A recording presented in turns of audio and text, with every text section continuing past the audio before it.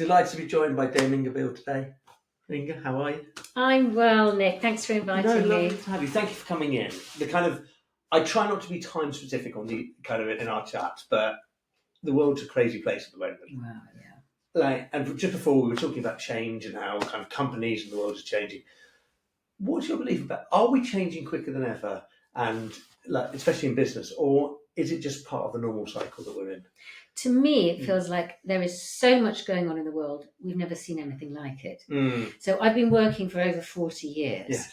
And from when I started that first decade at work, things seemed relatively calm. Now there's so much going on in the world. All this geopolitical unrest, and perhaps for generations before me, there was a lot when there were wars and things going on. But right now, we've got all sorts of wars going on. We've got technology coming our way. We've got the climate crisis. We've got stacks going on in the world. But is that because we're aware of it, because of information overload and everything like that, or is that because actually it's more's going on now? To me, it feels as though there is just more going on. But you're right. The world of social media today means news flies around the entire world in milliseconds. Yeah. So yes, it could be that there's information overload, and therefore it makes us feel that there's almost too much to cope with.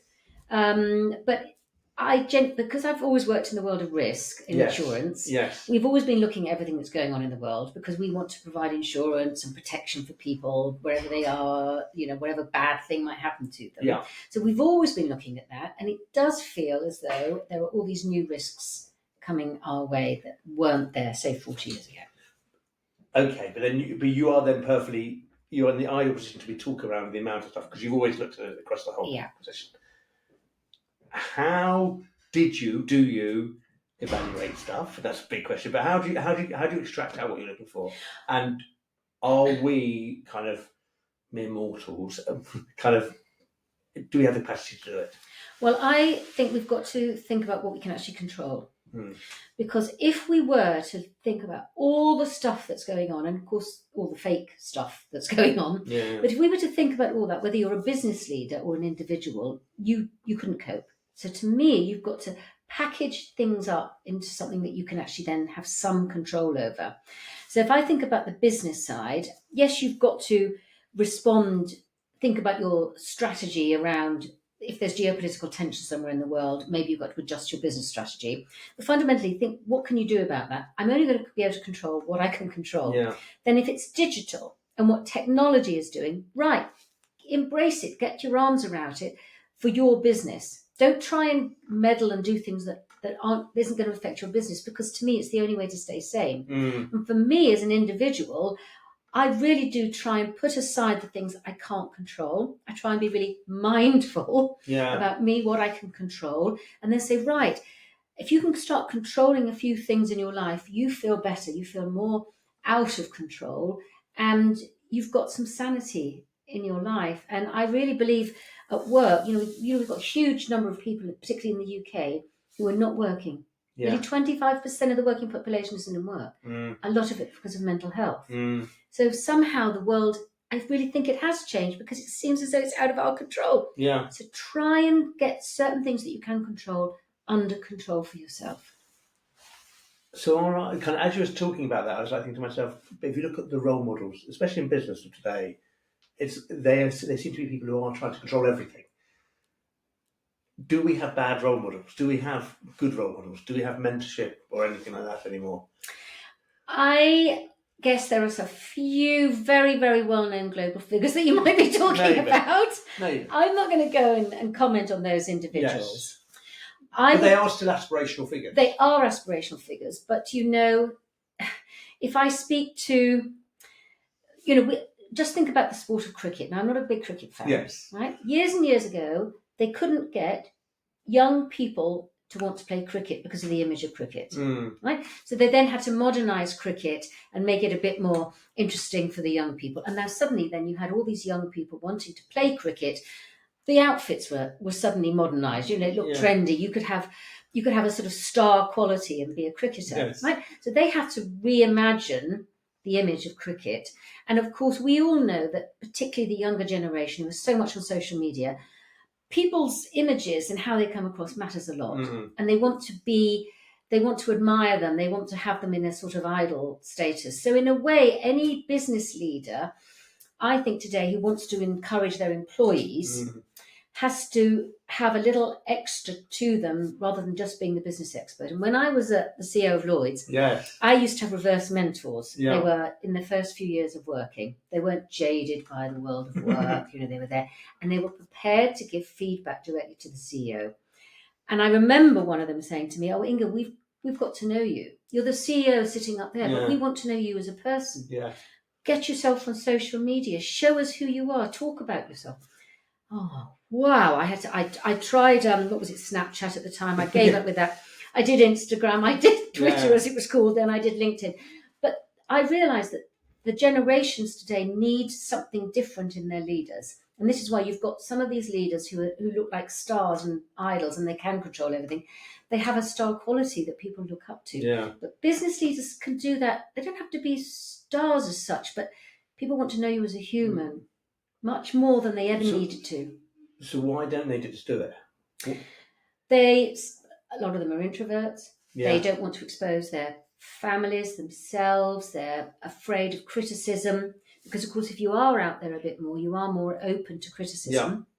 Yeah. Now, my coping mechanism is to ignore it.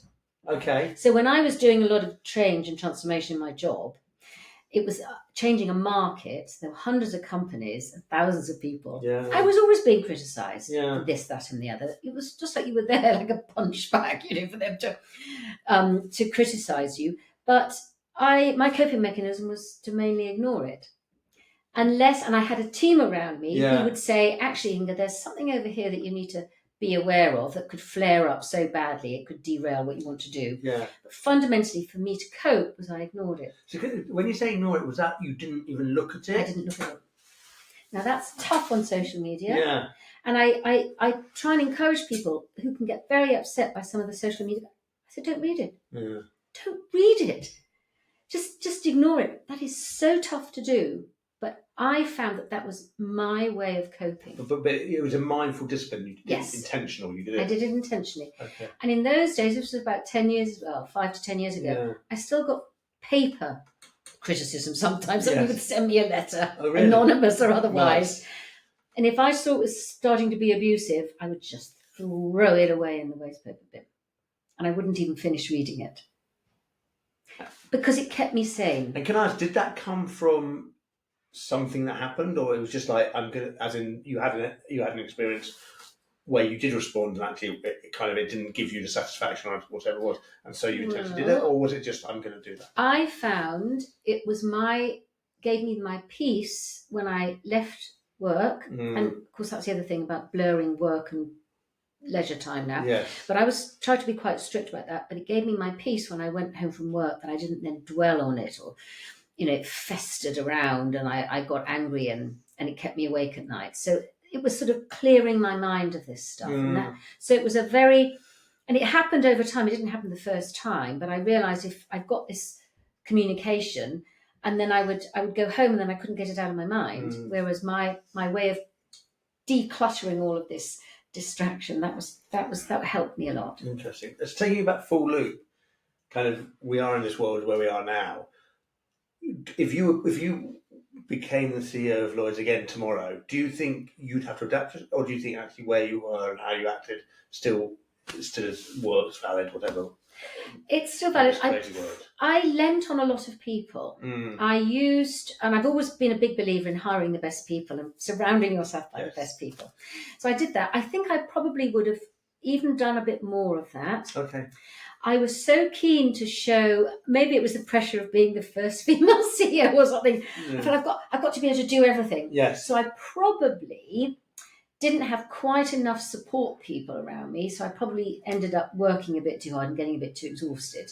And the second time around, I would get more help, more people just there all around me at any time to do anything that I needed. But sometimes the pressure was to look so perfect, so great, that you thought, I don't need all of that. Can I ask one? I said that was my last question, but because as you were saying that, do we not value experience as much as we used to? Meaning that you talk about your learnings if you were to go in now. but we are always looking for the next shiny bright thing. Well, fortunately, Yeah. with the shortage of people in the workforce, Mm. all those people with experience, which tends to come with being a bit more aged, Yes. we need them. Yeah. We need them, and they're very, very valuable. The challenge is you've got to get those experienced people to work with the people new in the workforce, and you've got to get them to respect each other. Mm. And they have such different needs, wants, behaviours, demands in the workplace, and that is one of the most difficult things I think to manage is this multi-generational workforce, because they're so different, but you need to get them to respect each other. Brilliant. And on that note, thank you so much indeed. Lovely as always chatting. Pleasure. Thank you.